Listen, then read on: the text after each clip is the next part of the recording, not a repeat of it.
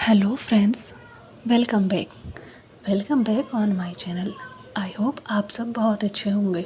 तो जैसा कि आप लोगों को पता है, मैंने लास्ट वीडियो में माय स्टबर्न एपिसोड 3 के पार्ट 1 और 2 को हिंदी में एक्सप्लेन एक साथ कर दिया था। सो हमारा नेक्स्ट एपिसोड की हिंदी एक्सप्लेनेशन स्टार्ट करते हैं। I hope you will. इस एपिसोड की शुरुआत में हम देखते हैं कि सॉन अपने और जून के लिए ब्रेकफास्ट रेडी करता है। जब वो ब्रेकफास्ट टेबल पर रख ही रहा होता है कि तभी उसका फ़ोन बजने लगता है। वो कॉल रिसीव करता है और पता चलता है कि कॉल उसकी माँ की होती है, जो कंप्लेन कर रही होती है कि सॉन इतने वक्त से घर नहीं आया है, वो घर कब आएगा। इस पर सॉन कहता है कि वो भी अपनी मॉम को मिस करता है और कहता है कि जब उसकी लंबी छुट्टी पड़ेंगी तब वो उन्हें विज़िट करेगा। अभी कंपनी में वर्कलोड काफ़ी बढ़ गया है और वो अभी नहीं आ सकता। वो बात कर ही रहा होता है कि तभी उसे ऊपर से कुछ गिरने की आवाज़ आती है और वो जल्दी से फ़ोन कट कर देता है। दूसरी तरफ जब सॉन उठने की कोशिश कर रहा होता है तब वो ब्लैंकेट में उलझकर गिर जाता है। जब सॉन वहाँ आकर देखता है तो वो सॉन को डांटता है कि तुम्हें क्या हुआ, तुम गिर कैसे गए। जिस पर सॉन कहता है कि मैं ब्लैंकेट में उलझकर गिर गया और मेरे पैर में बहुत ज़ोरों से दर्द हो रहा है। सॉन आकर उसकी हेल्प करता है और उसे ठीक बिठाता है। वो सॉन पूछता है कि क्या तुम खड़े हो सकते हो, क्या ज़्यादा दर्द हो रहा है। इस पर सॉन कहता है कि हाँ, मेरे पैर में दर्द है। सॉन उसे संभल कर बेड पर बिठाता है और कहता है कि नीचे चलो, ब्रेकफास्ट रेडी है, या फिर तुम यहीं खाना चाहते हो। लेकिन जुन कहता है कि मेरे पैर में अभी ज़्यादा दर्द है और मुझे नहीं लगता कि मैं ज़्यादा हिल डुल सकता हूँ। सॉन बात बदलते हुए पूछता है कि तुम आज रात कहाँ रुकने वाले हो, क्या तुम यहीं मेरे साथ रुकोगे। जिस पर जुन कहता है कि नहीं, मैं अपने डोम वापस जा रहा हूँ, मैं यहाँ नहीं रुक पाऊँगा। ये सुनकर सॉन परेशान हो जाता है और लेकिन वो बीच में कुछ नहीं बोलता। यहाँ हम देखते हैं कि सॉन उठकर जुन के बराबर में बैठ जाता है और कहता है, आज रात तुम डोम तो चले जाओगे लेकिन वहाँ पर मैं नहीं होऊंगा। ये सुनकर जुन सॉन की तरफ इमोशनल आंखों से देखने लगता है। अगले सीन में हम देखते हैं कि विन सॉन से पूछता है कि क्या बात है, तुम आजकल बहुत खुश लग रहे हो, आजकल तुम्हारा मूड बहुत अच्छा रहता है, ज़रा मुझे भी तो बताओ।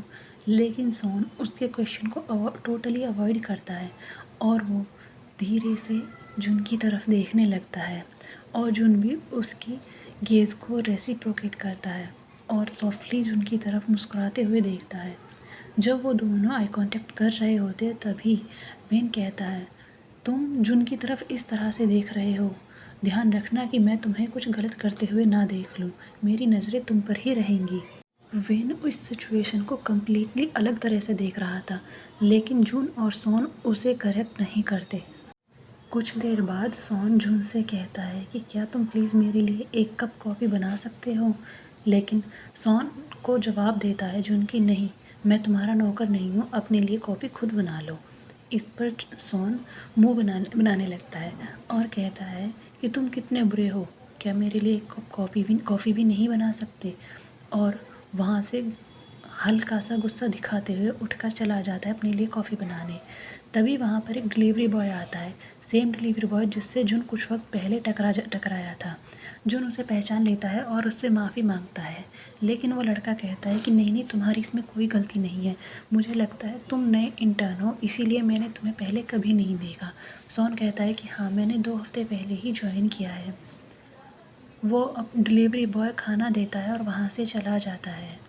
सॉन जो कि कॉफ़ी लेने गया हुआ था, कुछ देर बाद वापस आता है और वो जून से पूछता है कि तुम उस लड़के के साथ क्या बात कर रहे थे।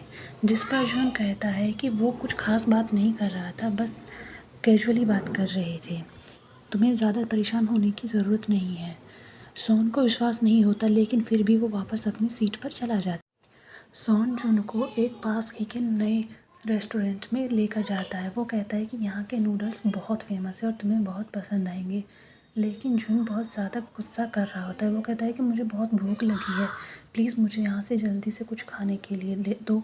लेकिन सॉन कहता है कि हम टेक आउट लेंगे। इस पर जुन गुस्सा करने लगता है। सॉन उसकी तरफ हाथ बढ़ाता है, लेकिन जुन गुस्सा करता है और वहाँ से चला जाता है और वो दूसरे स्टॉल पर आ जाते हैं।